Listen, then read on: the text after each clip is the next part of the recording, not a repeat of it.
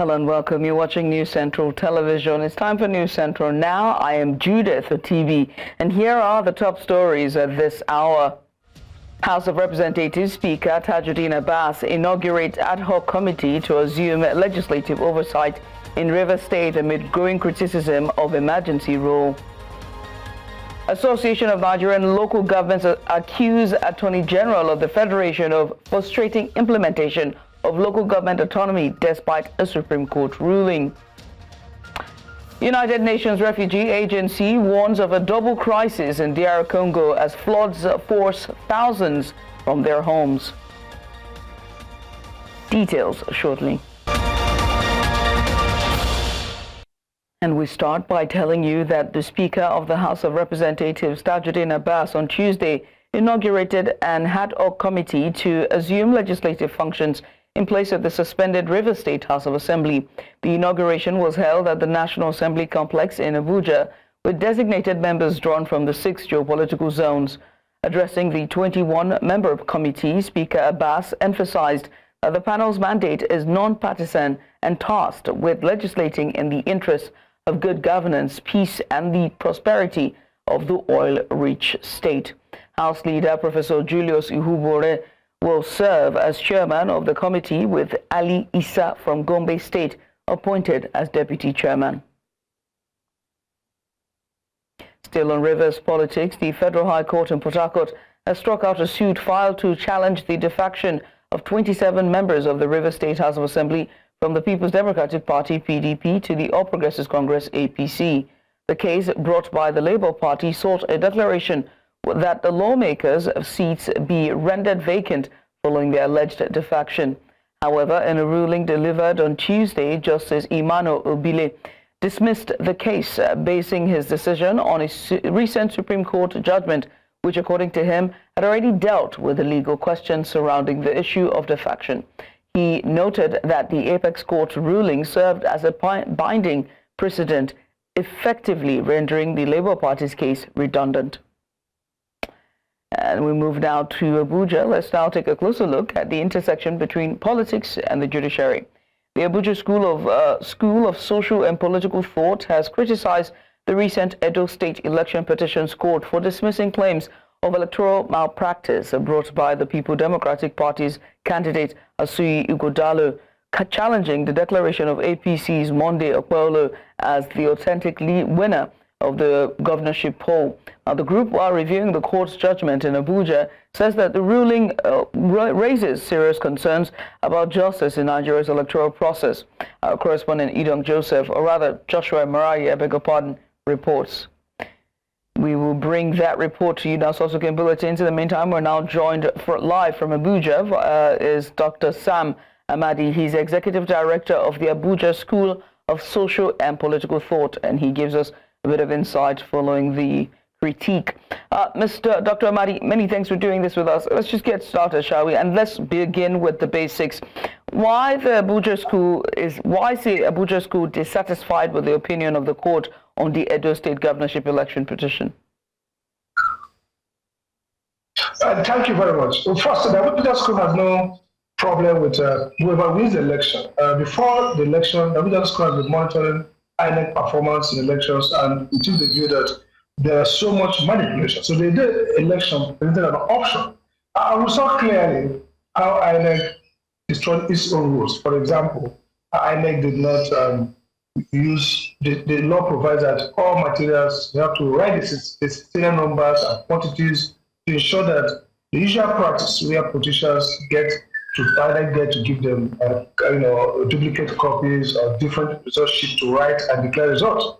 Number two, the law says if you ever have results that are more than the number of voters accredited, those votes are invalid. And the Supreme Court confirmed that in the case of Augustine against INEC.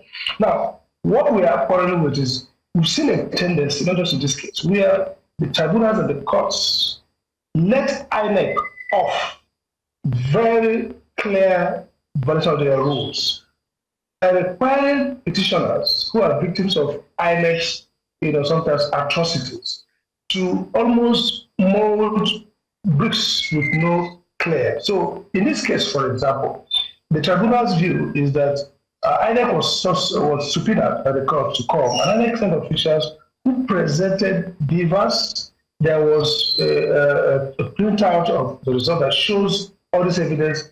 INEC said, the tribunal says, well, INEC official says, we can't operate this, we can't operate it. So the court says, you dumped it on us, you should have operated it. Now, it's INEC who ought to operate it. It's INEC who has custody. It's INEC who presents. That's number one. Number two, the Supreme Court also said clearly that when you allege non-compliance with the requirement in Section 73, sub 2, which is that you have to take the serial numbers of all the materials, the voting material, everything.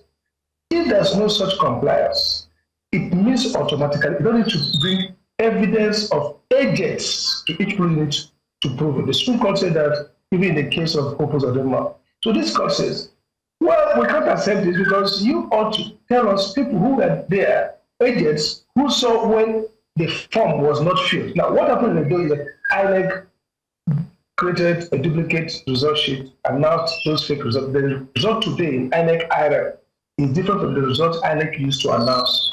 And it was taken to initiatives, took it to PAP initiative, took it to South Africa.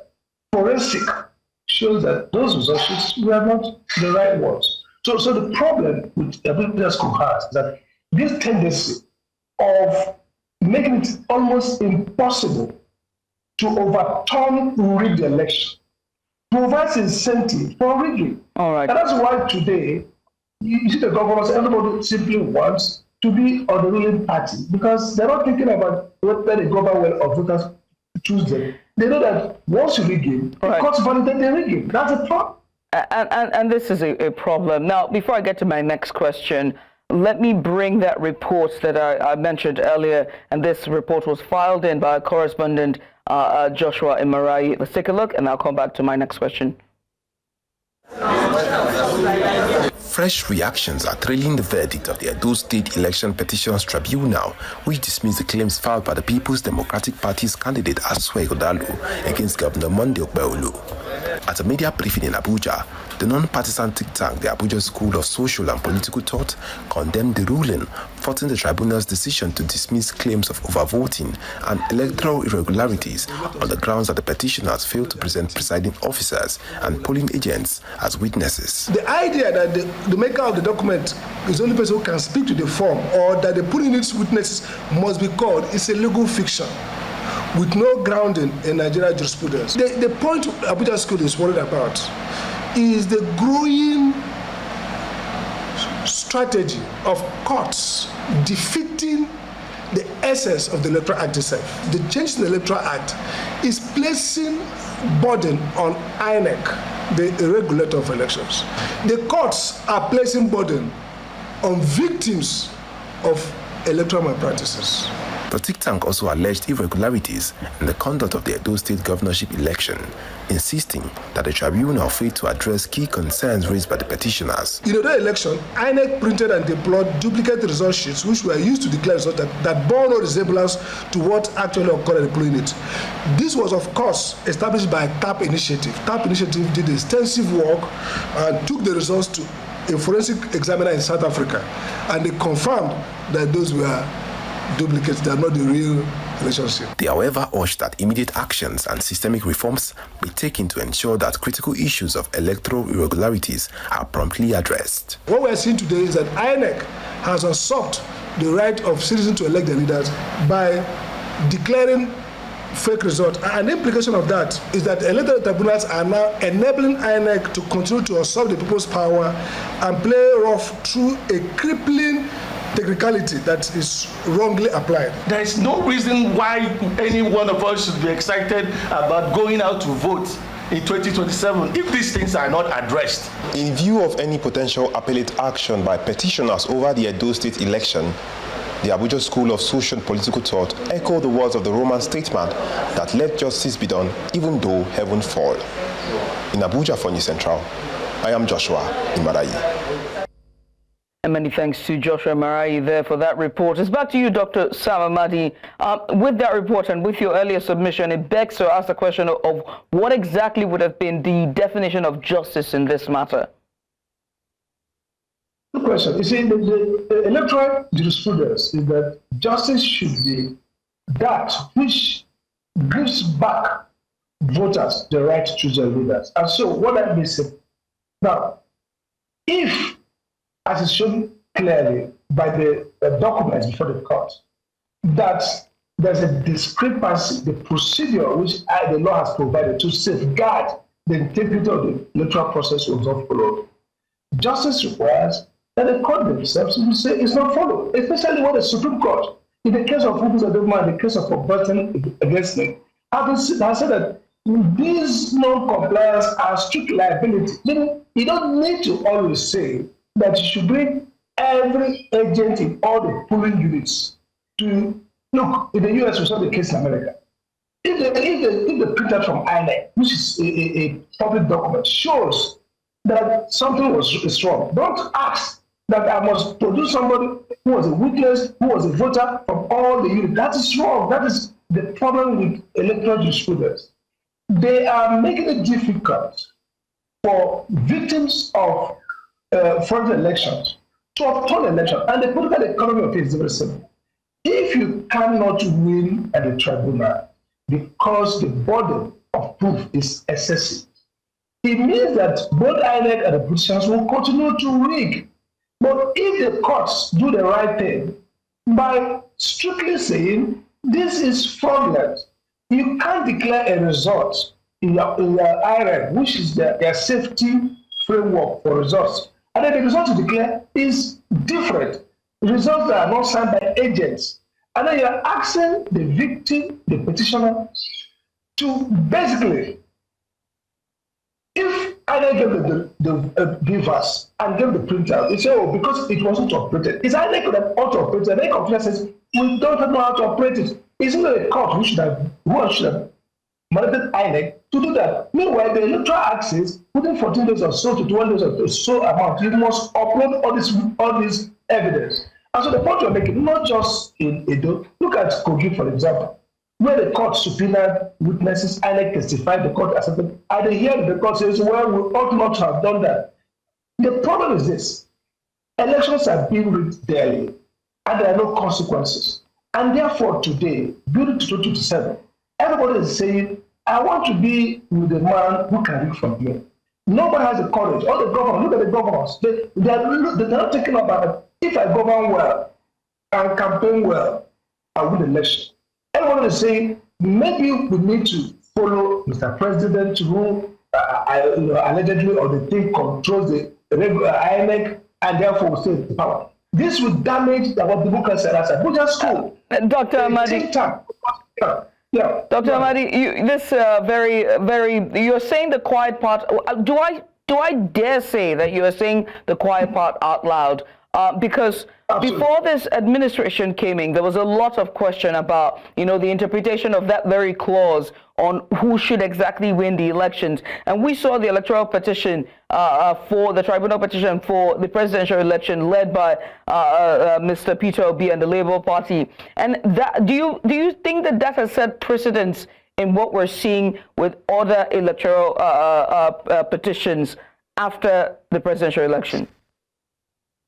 I think in a way, yes. But again, if you look at the Supreme Court decisions, there's so much inconsistency. And the way the courts below apply these rules, like I said, in the case of Uzodinma, the Supreme Court Justice Okoro says that once you allege this non-compliance and you provide the evidence documentary on the face of it, you don't need witnesses, agents to prove them. So sometimes these tribunals misapply these rules. They go to the Court of Appeal and Supreme Court, and somehow the Supreme Court and Court of Appeal accept it. There are two things speaking. One, and this is important, we shouldn't allow people to be sworn in while cases are pending before them. So it creates a moral hazard. Some people might feel 2 years, 1 year, the status quo and the difficulty of uprooting a government. It's one aspect. The second aspect we are saying. Speaking of moral, if you don't. Speaking of moral hazard and approaching, democracy, since you're here and you are the head of the Abuja School of Thought, we might as well draw attention to the Supreme Court's ruling on the political crisis in Rivers State that eventually laid the groundwork for the declaration of a state of emergency. How do you weigh on the crisis in Rivers State? Very quickly, because we're pressed for time. Oh, no, very clearly. I mean, if you look at what the social administrator is doing now, he is organizing marches, he is appointing local government chairman, he is acting like a governor. There is no emergency. This is not an emergency intervention. If there was a crisis, as Mr. President claimed, that needed some kind of extraordinary measure, the social administrator will be keeping peace, not making civil appointments, acting like a governor. So what happened in Rivers State was that there was a deliberate, politically motivated uprooting of a democratic government to replace a democratic government with an unelected person who is carrying on. There's no crisis. He has not taken any security action. He's taking civil action, appointing local government chairman, swearing them in, following with NBA, organizing protests. So it's just tragic uprooting of elected leader and supplanting with unelected person. There is no emergency, and this administrator is not acting like somebody who came to address an emergency. He is acting as if he is an elected governor. So they just uprooted one governor and put another governor unelected. It's just a tragedy. And that's part of the constitutional aberrations we are dealing with now. And at this point, one begs to ask the question whether or not the judiciary is independent, but this is where we have to draw the curtain, or whether or not this is indicting. Independence, but not as courageous as it ought to be. Autonomous, and whether or not it's even indicting on the body, that very arm that is supposed to be independent, as should be the checks and balance. But here's where we have to draw the curtains. I must say thank you, Dr. Sam Amadi, for just taking out the time to join us. Dr. Sam Amadi is the Executive Director of the Abuja School of Social and Political Thought. Once again, thank you. Let's go on a short break, shall we? When we return, is there anything left to hope for? As it's now 11 years and a day after some Chibok schoolgirls are still missing. We'll bring you that and more just after the break. Stay with us. The Federal High Court in Abuja has adjourned the suit filed by the Association of Local Governments of Nigeria against the federal and state governments. The matter was slated for hearing on Tuesday, the 15th of April, before Justice Inyang Ekwo, but could not proceed due to the court's failure to sit. In the suit, ALGON is demanding that local councils be granted representation at the Federation Account Allocation Committee meetings where revenue allocations are decided. The association also wants the court to declare that funds meant for local governments must not be disbursed through state governments without prior approval from the local government councils. The case has now been rescheduled for May the 29th. And now to the killings in Plateau State, where Governor Caleb Mofwang has commiserated with the families of victims of the Sunday's midnight attacks on Zerki, Kimakba communities in Kwal District, Basa local government area of Plateau State. The governor demonstrated his concerns while addressing journalists after the enlarged Security Council meeting with chairman of all the local government areas in the state. News Central's Chizobanyo quotes the governor as saying that calm has been restored in the affected areas while information gathering is still ongoing for details of what caused the renewed attacks on Basa. Ejike Okpa, a global affairs analyst, joined us earlier to provide insight on how best for government to put an end to the killings. Take a look. You know, why so much hatred on people that look alike? Is it religion? Is it culture? What is it? You know, what gives people this impetus to slaughter each other just for what? And then to add insult, to the injury, the government, whether they are federal or state, appears incapable. These are not foreigners, these are not ghosts, these are Nigerians doing it to Nigerians. April 14th, 2014, a day ago and 11 years on, is a date that remains etched in the hearts of Nigerians and the global community. It was the night Boko Haram insurgents stormed the government girls' secondary school in Chibok, Borno State, and abducted over 200 schoolgirls. More than a decade after, the scars of that horrific incident remain painfully fresh for many families. With little to no updates from the Nigerian government or security agencies, hope is fading for those still waiting for the return of their daughters. News Central's Umaru Kirawa visited Chibok to speak with the families and brings us this special report. Take a look. On April 14, 2014, Boko Haram militants stormed the government girls' secondary school in Chibok, kidnapping 276 girls in a heinous act that sent shockwaves around the world. Despite some girls being freed through military operations or negotiations in the years that followed, more girls still remain unaccounted for, and their families say they feel abandoned by the government. Their effort is less and more lesser compared to the early stage of when the Chibok girls have been adopted. So I think they should put more effort and then raise awareness to the security aides to still keep on searching for the remaining Chibok girls so that they will come and meet their loved ones and then reunite as a family and the community at large. The Nigerian government has faced heavy criticism for its handling of the crisis, with many questioning the lack of a coordinated strategy to locate and free the remaining girls. As a result of that abduction now, a lot of people have made a decision not to go back to school. A lot of people have made up their mind not to do anything with education, especially the parent and then the student. And a lot of families have lost their life because they are grieved, as they are depressed because they have been counting when their loved ones would now come out from that. And as a country and as a nation, I think it's a wake-up call to us 11 years after these girls were not yet found. But I think other people will say we have moved on. Yes, we have moved on, but the effect is still counting on us. The Nigerian government has repeatedly assured the public that they are doing everything in their power to locate and rescue the remaining girls.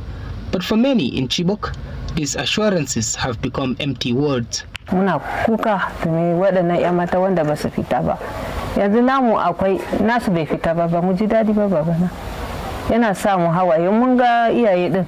Yana sa mu tunani. For those whose daughters remain missing, the 11th anniversary serves as a painful reminder that the fight for justice and reunion continues, but with dwindling optimism. Every day, a young girl is being kidnapped, is being denied, is being abducted, is being killed in this part of the country. And this is really a source of concern. If something is not done, this is going to have a long-term effect on the human capital development of the communities, on the girl child education, and even the economic of the nation, because there is saying that when you educate a woman, you educate a nation. And when that woman is afraid to go to school for her to grow and contribute, then we have a very backward nation. 11 years is a long time for an individual to go missing, and true optimism is dwindling for the families of the Chibok girls that have remained missing. They still hang on the threads of whatever hopes they have left to be reunited with their loved ones. In Maiduguri for News Central, Umaru Kirawa. And now to politics. Governors elected on the platform of the People's Democratic Party have firmly shot down speculations of a possible party merger ahead of the 2027 general elections. Speaking after the PDP Governors Forum meeting held in Ibadan on Monday, Forum Chairman and Governor of Bauchi State, Bala Mohammed, read a communique stating that the party has resolved not to join any coalition or a merger arrangement. While dismissing merger talks, Governor Mohammed noted that the PDP remains open to individuals, parties or groups willing to align with its vision to reclaim power and install what they described as good leadership in 2027. The governors also raised alarm over the worsening security situation in the country, particularly in Borno, Katsina and Edo states. They called on the federal government to act swiftly to restore peace and protect citizens. Meanwhile, former Vice President Atiku Abubakar says only a united opposition can unseat President Bola Tinubu in the 2027 general election. His comments come in response to a move by 11 governors from the People's Democratic Party who on Monday distanced themselves from any proposed coalition or merger discussions. After a closed-door meeting in Ibadan, the PDP Governors Forum, led by Bauchi State Governor Bala Mohammed, announced that the party would not be part of any coalition effort, highlighting a divide in opposition strategy. In a swift response, Atiku acknowledged the governors as respected leaders within the party, but insisted that the coalition movement has already gained traction among Nigerians and has grown beyond partisan lines. He emphasized that the initiative is pan-Nigerian in nature and no longer confined to a single political platform. As pressure mounts on the national chairman of the as pressure mounts on the national chairman of the winning party, All Progressives Congress, APC, the Alhaji Abdullahi Ganduje, to step down ahead of the 2027 general elections, one group is rallying to his defense, and that group is the Arawa Youths for Peaceful Coexistence. And they have declared their full support for Ganduje, passing a vote of confidence in his leadership amid growing criticism over his performance and party unity efforts. The group praised the APC chairman for what they describe as his excellent performance in managing party affairs and steering the APC to success in recent off-cycle elections in Edo and Ondo states. They urged party members and stakeholders to dismiss what they termed unfounded criticism, expressing full confidence in Ganduje's ability to lead the party into the 2027 general election cycle.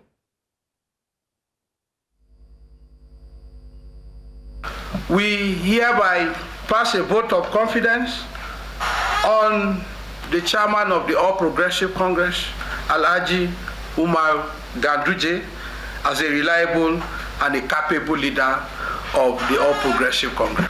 We commend his openness, calm resolve, and relentless drive to keep the APC united and forward moving.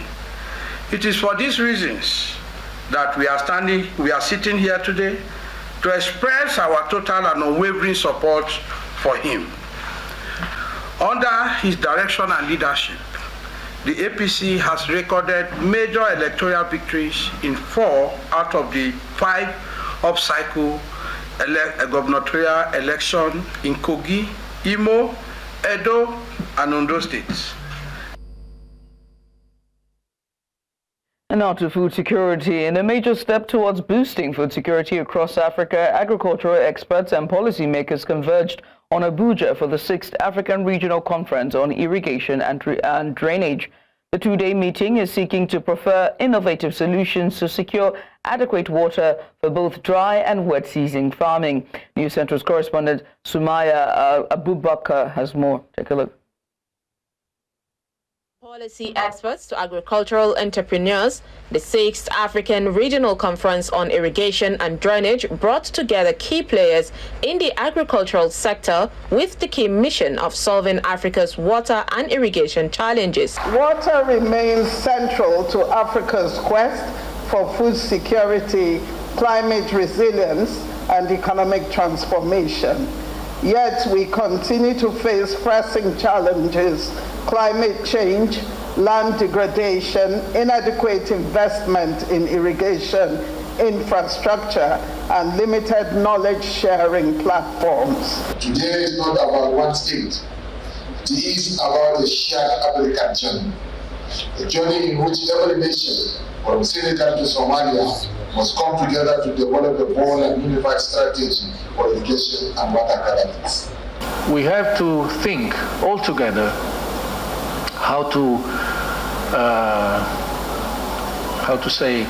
cope with growing population, growing food demand, and growing food security with the issue of water security. The conference also featured exhibitions of cutting-edge solutions geared towards transforming how African farmers maximize the use of water.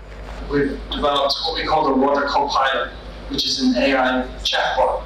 And what that means is, with the digital twin, you've got the opportunity then for management agencies, for local government, for potentially farmers to ask real natural language questions that then accesses all that complexity of data to generate advice and answers to those questions. To achieve food sufficiency and improve the living condition of all citizens and residents of our dear country, Nigeria, Federal Ministry of Water Resources and Sanitation, in collaboration with relevant stakeholders, is currently focused on strengthening access to potable water, enhancing food security, Amy has been assigned to give the lead paper to bring out the new innovations that have been scientifically proven that can be applied to respond to the water management crisis in Africa.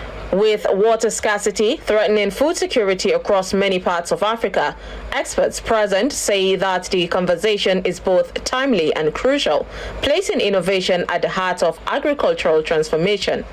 In Abuja, for News Central, Sumaya Abubakar.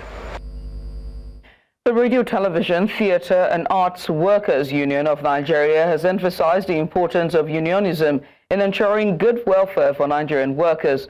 The Lagos Council of Ratawa at its 2025 Triennial Delegate Conference highlighted the importance of having the right people in the union leadership to address the yearnings of workers. The council used the delegate conference to elect new ESCO members, with all the positions returning unopposed except the position of secretary. Observers present at the delegate conference lauded the entire process as free, fair and transparent, while being confident with the new ESCO members that they will perform tremendously well. A renewed hope and a renewed commitment to service, selfless service to members of Ratawa in Lagos. We shall all work together to deliver on all our promises of a better welfare, better working condition, and fighting for the interests of workers at all times. First of all, I want to use this opportunity to appreciate everyone that voted today. And I appreciate them for the fact that they want women to be represented within the ESCO. And this period, the voice of women will be more heard like never before.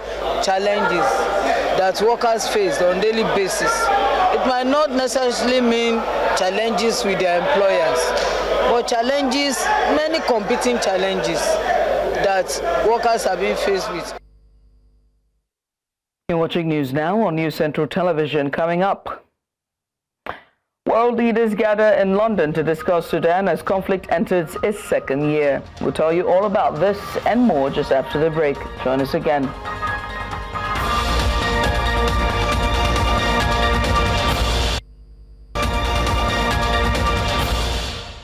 You're welcome back. The news continues in Central Africa, where the UN Refugee Agency on Tuesday said severe flooding in Tanganyika province in the Eastern Democratic Republic of Congo has displaced nearly 10,000 people following weeks of intense rainfall.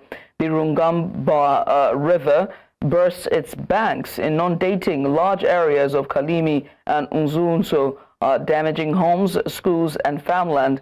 Contaminated floodwaters, have sharply increased the risk of disease outbreaks, with cholera cases now 6 times higher than last year.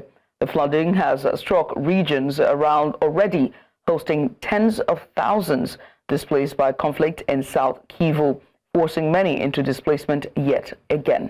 Staple crops such as cassava and maize have been destroyed, further deepening food insecurity in the region.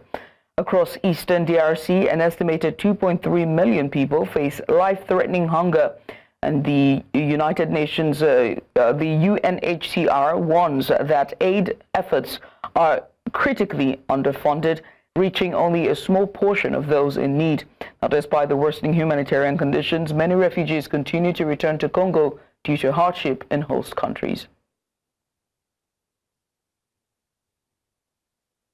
2 years into a brutal civil war, Sudan remains locked in one of the world's most devastating humanitarian crises. On Tuesday, international leaders gathered in London for a major summit aimed at charting a path to peace, though critically without the warring parties themselves.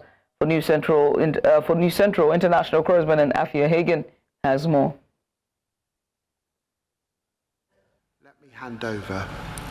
Senior officials from across the globe convened in London, marking the second anniversary of Sudan's war, a conflict the United Nations has called the world's worst displacement and hunger crisis. Despite the urgency, neither Sudan's government nor the paramilitary Rapid Support Forces, the main factions in the civil war, were present. The war, which began in April 2023, has displaced over 13 million people and claimed tens of thousands of lives. Both sides, led by rival generals Abdel Fattah al-Burhan and Mohammed Hamdan Daglo, stand accused of atrocities. UNICEF says nearly 2,800 children have been killed or maimed since the fighting began. UK Foreign Secretary David Lammy pledged £120 million in new aid, vowing the UK will not let Sudan be forgotten. He was joined by representatives from Germany, France, the EU and the African Union, all calling for an urgent ceasefire and greater protection for civilians. And today I'm announcing a further £120 million worth of support. But the biggest obstacle is not a lack of funding or texts at the United Nations. It's a lack of political will. With over 4 million refugees having fled the country and instability spreading far beyond Sudan's borders, it's also strategically wrong to forget Sudan. Germany committed €125 million in aid, while France announced a €50 million contribution. The head of the Red Cross described civilians as trapped in a relentless nightmare. But despite global concern, Sudan's foreign minister protested the conference, claiming his country was excluded from talks. The fight has essentially split Sudan in two, with the RSF controlling large swathes of Darfur in the south, with the army dominating the north and east. UN Secretary-General Antonio Guterres warned of growing regional instability, urging countries to stop the flow of weapons into Sudan. As world powers call for peace, Sudan remains mired in conflict and its people caught in the crossfire. Whether this summit brings real change or simply more promises remains to be seen. For News Central, I'm Afia Hagan.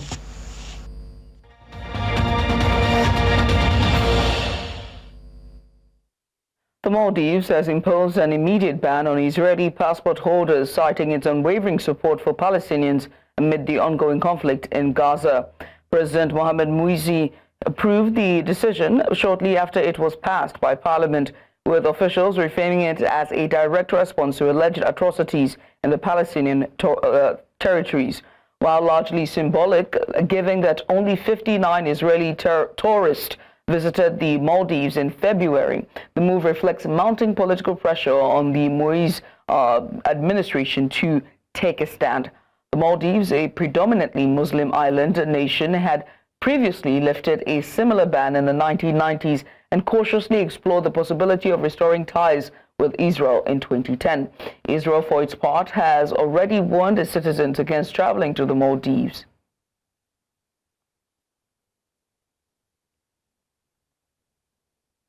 French defense minister was in Greece on Monday, where both countries signed a new defense agreement for the supply of 16 X-Sort and anti-ship missiles.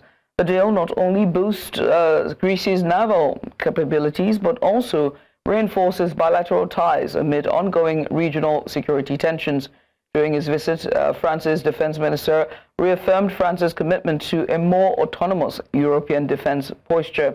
He emphasized the importance of the European Union charting its own strategic course while still respecting the sovereignty of individual member states.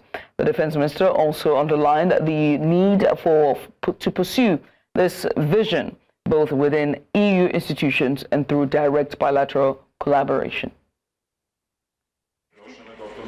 Η Ελλάδα και η Γαλλία είναι στενοί σύμμαχοι και φίλοι και μοιράζονται την ίδια αντίληψη για τις εξελίξεις στην Ευρώπη και την ευρύτερη περιοχή μας. Όπως και να έχει, οι πρωτοβουλίες είναι αρκετές. Comme vous, je suis sensible au fait que l'Union européenne prenne son destin en main. Όπως και εγώ, είμαι της ίδιας απόψεως ότι η Ευρωπαϊκή Ένωση θα πάρει στα χέρια της το πεπρωμένο της. En respectant les compétences des États membres, évidemment. Φυσικά πάντοτε σεβόμενοι τις αρμοδιότητες του κάθε κράτους μέλους. Mais sur lequel on a besoin.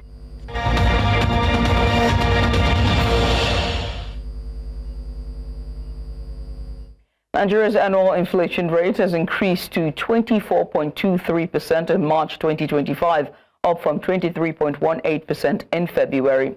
This is according to the National Bureau of Statistics. Now, the data released today, Tuesday, indicates a 1.05 percentage point increase in headline inflation on a year-on-year basis. On a month-on-month basis, the headline inflation rate stood at 3.90% in March, a significant jump from 1.85 percentage points from 2.04 percentage recorded in February alone.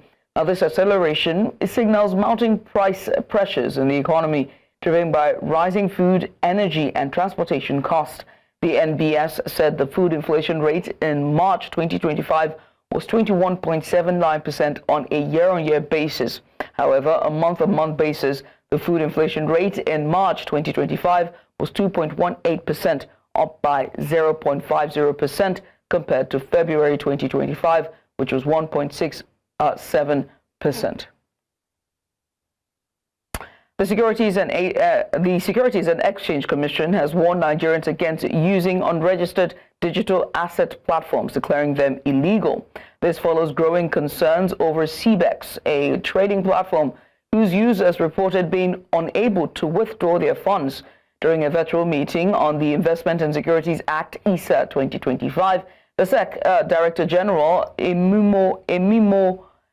Momotimi Agama urged caution, stressing the risk of engaging with unregulated operators. CBEX, which promises 100% monthly returns on USD and referral bonuses, has denied collapse claims, attributing withdrawal delays to internal policies. Social media users fear the platform may be a Ponzi scheme in disguise.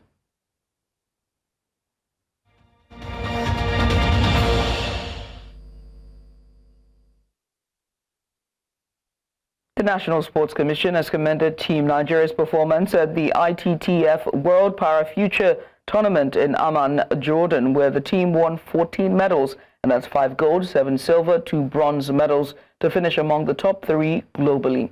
Competing against table tennis powerhouses like Germany, Iran, and host Jordan, Nigeria emerged as a leading force both on the continent and internationally. NSC Chairman Showu Duku, he described the result as a validation of the Commission's strategic investment in para sports. NSC Director General Bukola Olakbade praised the athletes' resilience and credited the leadership of the Paralympic Committee of Nigeria for driving progress. Nigeria was one of only 3 African nations at the event.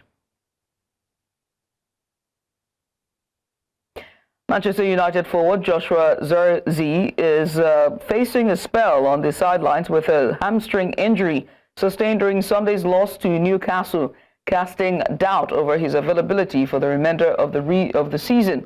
The 23-year-old Netherlands international limped off in the second half and has undergone medical tests to determine the extent of the damage.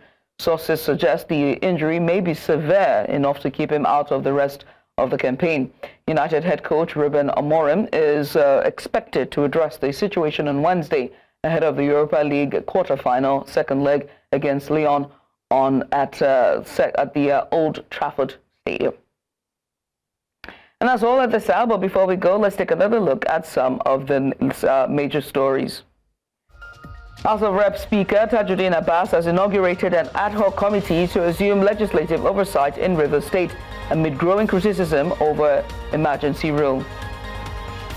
Association of Nigerian Local Governments have accused Attorney General of the Federation of frustrating implementation of local government autonomy despite a Supreme Court ruling. And we also told you that United Nations Refugee Agency has warned of a double crisis in DR Congo as floods force thousands from their homes. Now, do remember they can send us your eyewitness report to the WhatsApp number now showing on the screen. And while you're at it, make sure to follow us on social media. We're at News Central TV on all social media platforms. You can always watch News Central live on DSTV channel 422. We're now on GoTV. Find us on channel 23. We're also on Star Times, channel 274. That's where we're at. You can also find us on Avo TV, or better yet, just stream us live on YouTube. Many thanks for watching. I am Judith at TV. Bye for now.